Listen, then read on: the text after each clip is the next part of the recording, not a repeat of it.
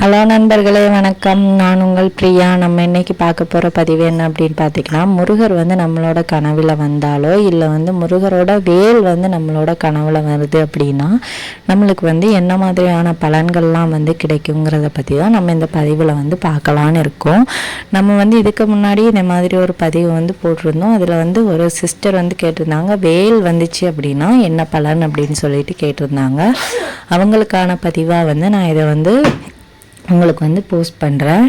முருகர் சிலையோ இல்லை முருகரோட நீங்கள் வீட்டில் வச்சு கும்பிடக்கூடிய அந்த திருவுருவ படமோ இல்லை நீங்கள் எந்த மாதிரியான உருவப்படத்தில் முருகரை வழிபாடு செய்கிறீங்களோ அந்த படமோ இல்லை ஒரு நபர் மூலமாகவோ முருகர் உங்களுக்கு கனவுல காட்சி தரார் அப்படின்னா உங்களுக்கு அதுக்கு என்ன மாதிரியான பலன்கள் அப்படின்னு பார்த்தீங்கன்னா, இது ஒன்றும் நம்ம பயப்படக்கூடிய விஷயம் கிடையாதுங்க. நம்ம ஐயோ நான் கடவுளை பார்த்துட்டேன். ஒரு சில பேருக்கு அது ரொம்ப பிரமிப்பாக இருக்கும்.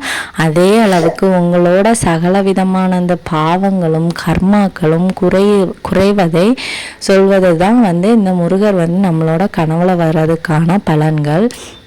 முருகர் கனவுல வராங்க அப்படின்னாலே நம்மளோட வாழ்க்கை ஒரு வெற்றிகரமான வாழ்க்கையாக மாறப்போவதை நம்ம தெரிந்து கொள்வதற்காக நம்மளுக்கு உணர்த்துவதற்காகத்தான் முருகர் நம்மளோட கனவுல வராங்க. இன்னொன்று, நீங்கள் ரொம்ப நாளாக முருகரை கும்பிட்டுட்டு இருக்கிறீங்க. அவரோட பக்தராக அவர் உங்களை ஏற்றுக்கிட்டாரா ஏற்கவில்லையா அப்படிங்கிறது உங்களுக்கு தெரியாது.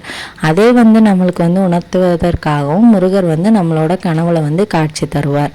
இது ஒரு விஷயம். அடுத்து, முருகரோட இந்த பழனிமலை முருகர் ஆண்டியப்பர் நம்மளோட கனவுல வந்தால் அதுக்கு என்ன மாதிரியான பலன் அப்படின்னு பார்த்தீங்கன்னா, ஆண்டியப்பரை கனவுல நம்ம கோவிலில் போய் பார்க்குறது நம்மளோட அந்த கடன் பிரச்சனைகள் பண பிரச்சனைகள்லாம் தீரும்னு சொல்லுவாங்க.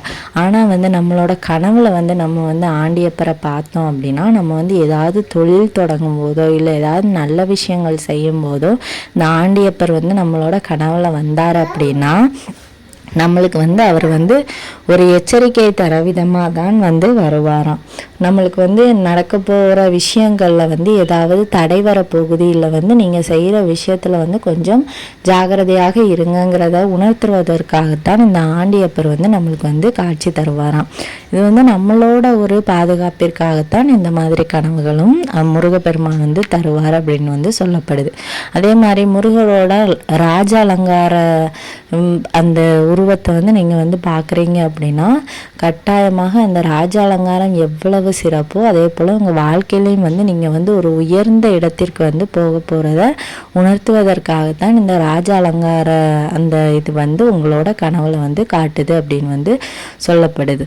அதே மாதிரி வேல் உங்களுக்கு கனவுல வருது. நீங்கள் ரொம்ப நாளாக வேல் வழிபாடு பண்ணுறீங்க இல்லை வேல் வழிபாடு பண்ணணும்னு நினச்சிட்டு இருக்கிறீங்க அப்படின்னா உங்களுக்கு அந்த வேல் கனவுல வருது அப்படின்னா உங்களோட இவ்வளவு நாள் நீங்கள் பட்டுட்டு இருந்த சகல விதமான கஷ்டங்களும் அந்த துன்பங்களும் உங்கள் வாழ்க்கையை விட்டு நீங்கள் போகிறத குறிக்கிறதுக்காகத்தான் இந்த வேல் நம்மளோட கனவுல வருது அப்படின்னு சொல்லப்படுது.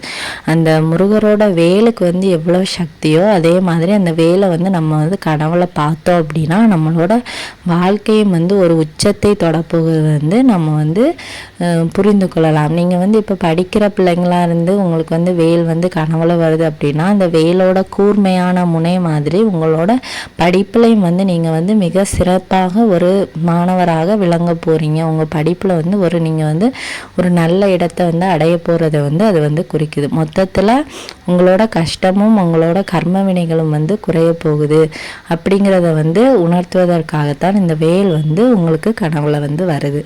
ஸோ இந்த பதிவு உங்களுக்கு உபயோகமாக இருக்கும்னு நினைக்கிறேன். உபயோகமாக இருந்துச்சு அப்படின்னா லைக் பண்ணுங்கள், மறக்காமல் ஷேர் பண்ணுங்கள். இந்த வீடியோவின் முழு பதிவை பார்த்ததற்கு மிக்க நன்றி.